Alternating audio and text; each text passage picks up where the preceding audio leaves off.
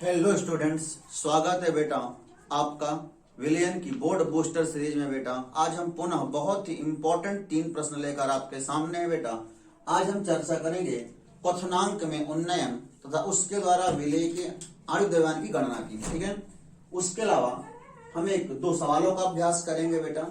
ठीक है, ये बहुत ही इंपॉर्टेंट 3 प्रश्न है बेटा, परीक्षा में संभावित प्रश्न है, इन्हें आप निश्चित रूप से देखेंगे। ठीक है, और क्लास को लाइक करेंगे। ठीक है, चलिए स्टार्ट करते हैं। क्वथनांक में उन्नयन। ठीक है, देखिए क्वथनांक में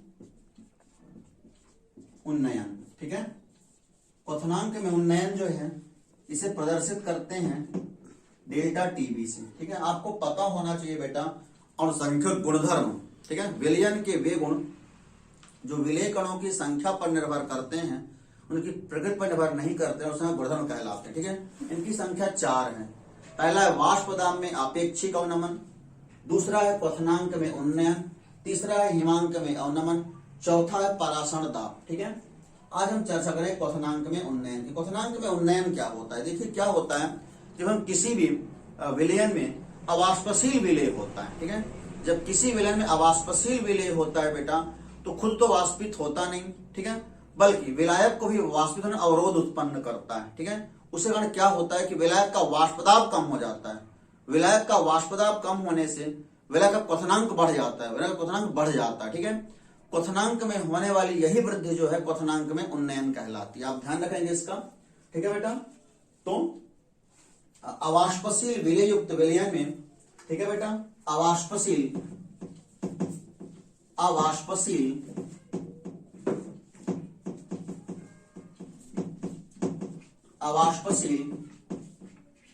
विलेय युक्त, ठीक है, अवाष्पशील विलेय युक्त विलयन में, अवाष्पशील विलेय युक्त विलयन में विलयन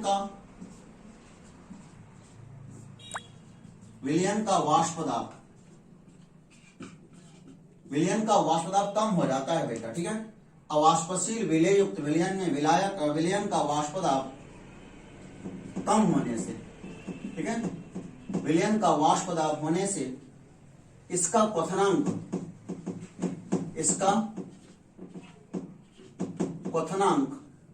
बढ़ जाता है। इसका क्वथनांक बढ़ जाता है। आपको ध्यान रखना है, अवाष्पशील विलेय युक्त विलयन में विलयन का वाष्पदाब कम होने से, ठीक है बेटा, जब हम अवाष्पशील विलेय को घोलते हैं तो विलयन का वाष्पदाब कम हो जाता है, जिसका क्वथनांक बढ़ जाता है। ठीक है, क्वथनांक में होने वाली यह वृद्धि, ठीक है बेटा, क्वथनांक में होने वाली यह वृद्धि, क्वथनांक में होने वाली यह वृद्धि क्वथनांक में उन्नयन,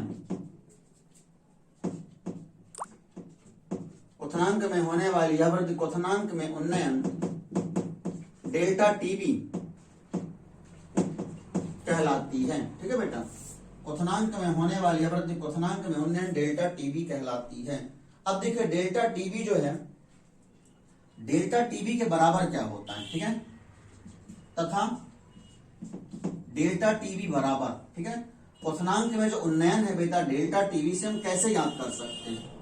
इसे हम ज्ञात कर सकते हैं, आपको पता है कि विलयन का जो क्वथनांक है अधिक होता है। ठीक है, तो और विलायक का क्वथनांक कम होता है, शुद्ध विलायक का क्वथनांक कम होता है बेटा। ठीक है, तो डेल्टा टीबी बराबर हम ज्ञात कर सकते हैं टीबी माइनस T0V के द्वारा। ठीक है, जहां टीबी क्या है? विलयन का क्वथनांक है, T0V शुद्ध विलायक का क्वथनांक है। ठीक है बेटा, जहां टीबी है बेटा विलयन का क्वथनांक। ठीक है, टीबी है विलयन का क्वथनांक, वह T0V, ठीक है, वह T0V शुद्ध विलायक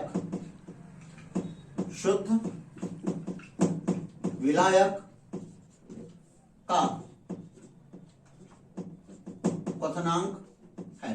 ठीक है, आपको ध्यान रखना है, टीबी विलयन का क्वथनांक है और T0b शुद्ध विलायक का क्वथनांक है। ठीक है बेटा, T0b शुद्ध विलायक का क्वथनांक है। ठीक है, तो विलयन का क्वथनांक ज्यादा होता है, शुद्ध विलायक कम होता है, घटाएंगे तो डेल्टा टीबी मिल जाता है। ठीक है, इसके अलावा भी डेल्टा टीबी जो है बेटा, ठीक है ना, ये विलयन की मोललता के भी समानुपाती होता है। ठीक है, तथा delta TB is proportional to होता है स्मॉल एम। ठीक है, तथा delta TB is proportional to होता है स्मॉल एम के। ठीक है, या जब ये समानुपाती हटता है तो एक स्थिरांक आता है बेटा केबी। ठीक है, या डेल्टा टीबी बराबर हो जाता है केबी एम। कैसे आप नोट करेंगे बेटा कॉपी में। ठीक है, डेल्टा टीबी को हम ज्ञात कर सकते हैं टीबी माइनस T0b के द्वारा, एक बात। दूसरा, डेल्टा टीबी जो है समानुपाती होता है स्मॉल एम के। विलयन की मोललता क्या आपको पता है, एम स्मॉल की एम जो है विलयन की मोललता होती है। ठीक है, जहां स्मॉल एम विलयन की मोललता है। ठीक है बेटा, जहां स्मॉल एम विलयन की मोललता है। ठीक है, केबी क्या है मैं ऊपर से मिटा के बता रहा हूं इसको। ठीक है, इसे आप नोट कर लेंगे।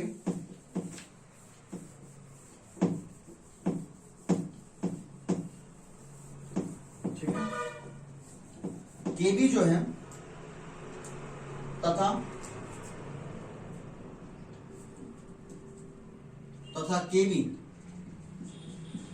केबी एक समानुपातिक स्थिरांक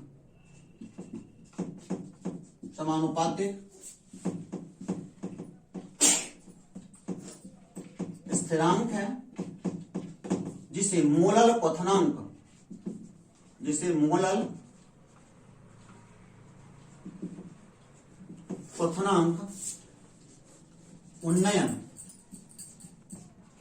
उन्नयन स्थिरांक कहते हैं। ठीक है बेटा, बहुत ही शार्ट है बता रहा हूं इसको, बहुत ही संक्षिप्त में बता रहा हूं बेटा क्वथनांक में उन्नयन को। ठीक है, जिसे मोलल क्वथनांक उन्नयन स्थिरांक कहते हैं। इसको इबोलियोस्कोपिक स्थिरांक भी कहते हैं बेटा। ठीक है, इबोलियोस्कोपिक स्थिरांक भी कहते हैं। ठीक है, अब देखिए, अब यहां पर क्या है, हमने आपको बताया कि डेल्टा टीबी जो है बेटा बराबर होता है केबीएम के। महत्वपूर्ण सूत्र आप ध्यान रखेंगे, ये बहुत ही इंपॉर्टेंट सूत्र है, इसे आप ध्यान रखेंगे बेटा। ठीक है, इसके अलावा ये भी ध्यान रखेंगे कि डेल्टा टीबी किसके बराबर होता है। ठीक है, डेल्टा टीबी किसके बराबर होता है बेटा, ये होता है टीबी सूत्र है। ठीक है, इन सब में कई सवाल लगते हैं इसके द्वारा। ठीक है, डेल्टा टीबी क्वथनांक में उन्नयन है ना। चलिए, इसके बाद हम देखते हैं इसके द्वारा डेल्टा टीबी बराबर होता है केबीएम के। ठीक है, यदि हम मान ले बेटा, यदि स्मॉल एम बराबर 1 है। ठीक है, अर्थात विलयन की मोललता कितनी है, 1 है। ठीक है ना, जब स्मॉल एम बराबर 1 हो जाएगा तब डेल्टा टी बराबर होगा केबी के। ठीक है, तब डेल्टा टीबी ये बराबर हो जाएगा बेटा केबी के, आपको ध्यान रखना है।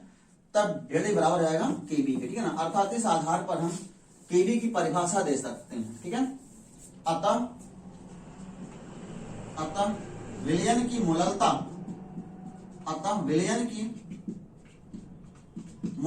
ठीक है बेटा, विलयन की मोललता 1 होने पर, क्वथनांक में उन्नयन मोलल क्वथनांक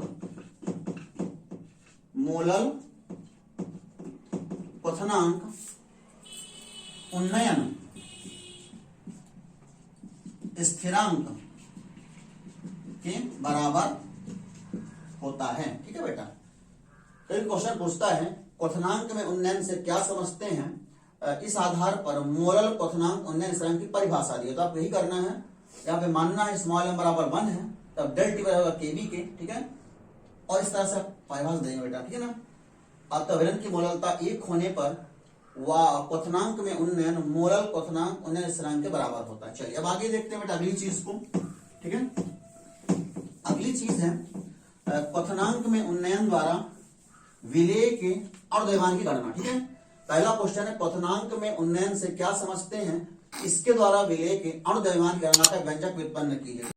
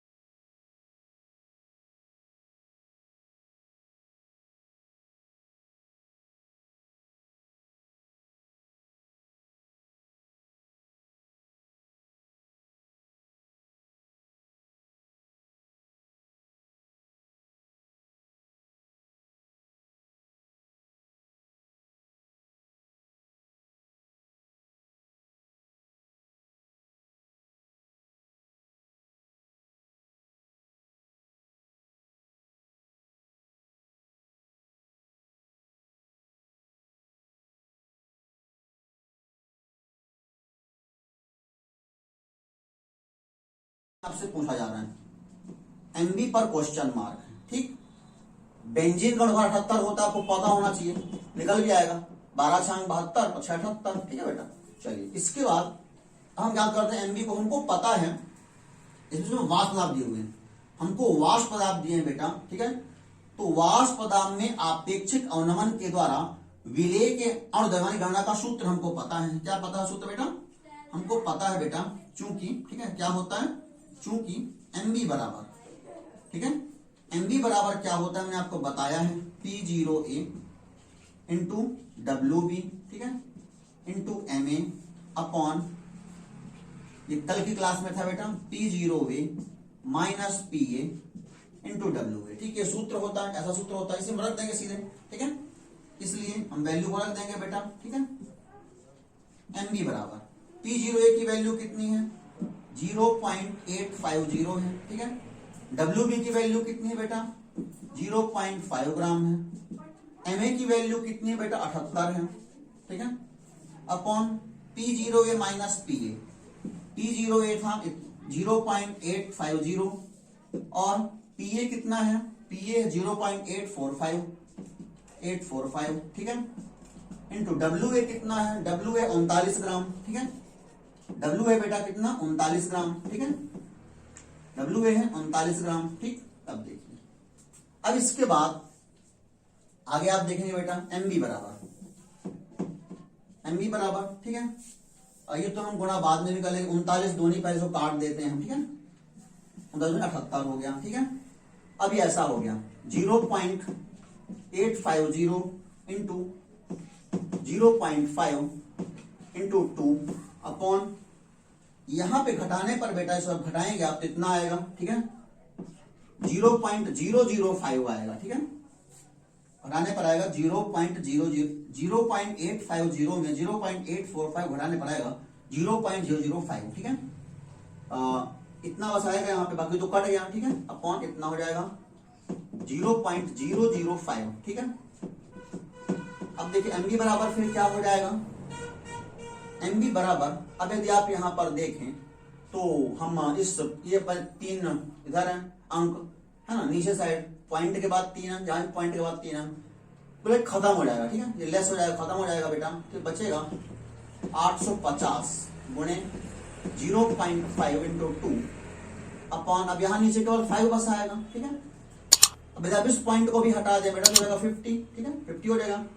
अब 50 होने पे आप यहाँ से 0 कैंसिल भी कर सकते हैं, ठीक है, और ये 5 से 5 भी कैंसिल हो सकता है बेटा, ठीक है ना, तो बचेगा क्या, 85 दूनी, ठीक है, तो MB आ जाएगा 85 दूनी 170 ग्राम, ठीक है, 170 ग्राम प्रति मोल, ठीक है। तो इस प्रकार से जो MB अपने को ज्ञात करना था, उस पदार्थ का जो घोला गया था 0.5 ग्राम, जो अवाष्पशील घोला गया था बेटा ठोस को, उसका द्रव्यमान आता है कितना, 170 ग्राम प्रति मोल, आपको ध्यान रखना है, ठीक है।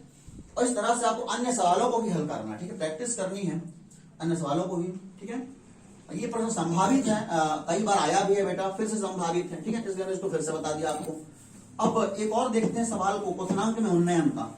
ये सवाल तो वाष्प पदार्थ में आपेक्षिक अवनमन का सवाल था, ठीक है। क्वेश्चन नंबर 3 को देखते हैं। क्वेश्चन नंबर 3 जो है बेटा, ये क्या कहता है, इसका आंसर देखते हैं, ठीक है। एक पात्र में 18 ग्राम ग्लूकोज, अर्थात WB कितना दिया है आपको, 18 ग्राम, ठीक है, 18 ग्राम ग्लूकोज को 1 किलोग्राम जल WA, ठीक है, विलायक की मात्रा दी है बेटा 1 किलोग्राम जल में घोला गया, 1.013 बार दाब पर यह जल किस ताप पर उबलेगा, ठीक है।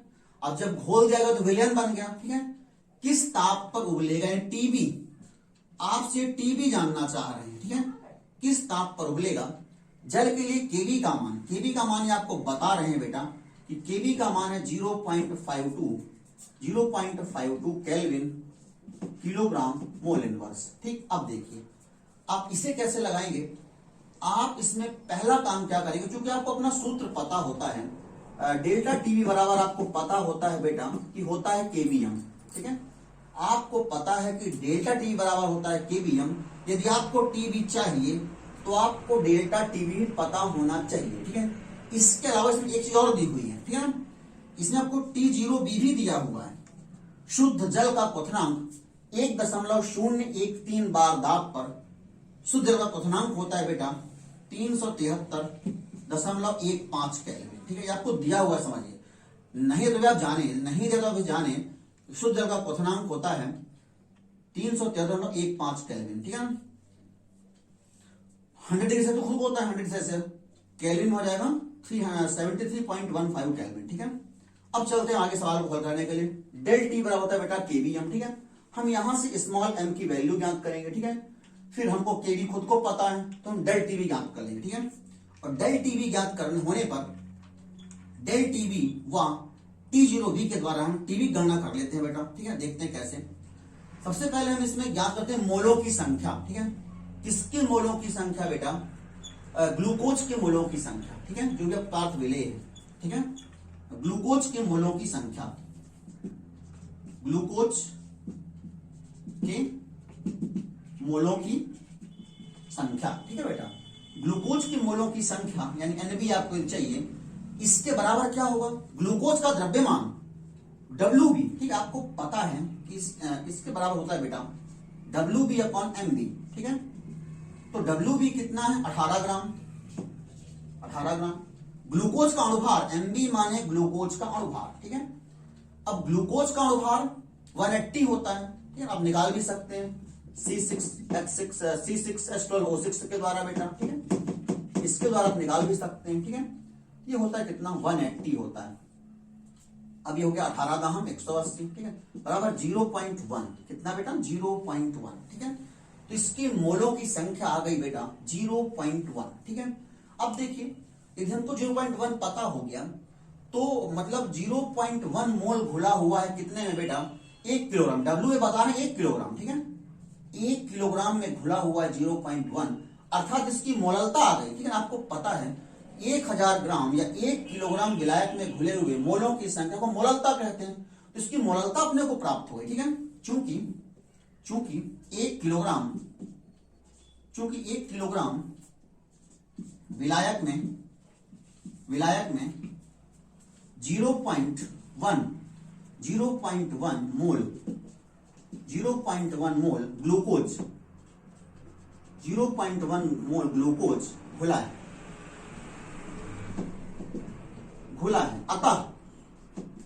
अतः स्मॉल एम बराबर, ये आपको स्मॉल एम मिल गया। ठीक है, चूंकि 1 किलोग्राम विलायक में 0.1 मोल ग्लूकोज घुला है। ठीक है, अतः स्मॉल एम बराबर आ गया बेटा 0.1 मोल प्रति किलोग्राम। ये आपको स्मॉल एम की वैल्यू यहां से मिल गई। ठीक है, अब आप इस स्मॉल एम की वैल्यू को आप यहां पर सूत्र में रख देंगे बेटा। ठीक है ना, अब देखिए मैं यहां पे आगे सवाल कर रहा हूं। ठीक है ना, चूंकि डेल्टा टीवी बराबर हमने अभी आपको बताया कि होता है केवीएम के बराबर। ठीक है, इसलिए डेल्टा टीवी बराबर केवी कितना है आपको पता है? 0.52। ठीक है, केवी है बेटा 0.52। ठीक है, और स्मॉल एम कितना आया बेटा? 0.1। ठीक है, स्मॉल एम आया 0.1। ठीक है, इसलिए डेल्टा टी बराबर जब आप गुणा करेंगे 0.1 का 0.52 में, ये आएगा बेटा 0.052। कितना? 0.052। ठीक है, 0.052 केल्विन आएगा ये। ठीक है, अब यदि आप आगे देखें तो आपको पता होना चाहिए बेटा, हमने वही बताया था। ठीक है ना, हमने बताया था आपको अभी कि चूंकि डेल्टा टीवी बराबर किसके होता है?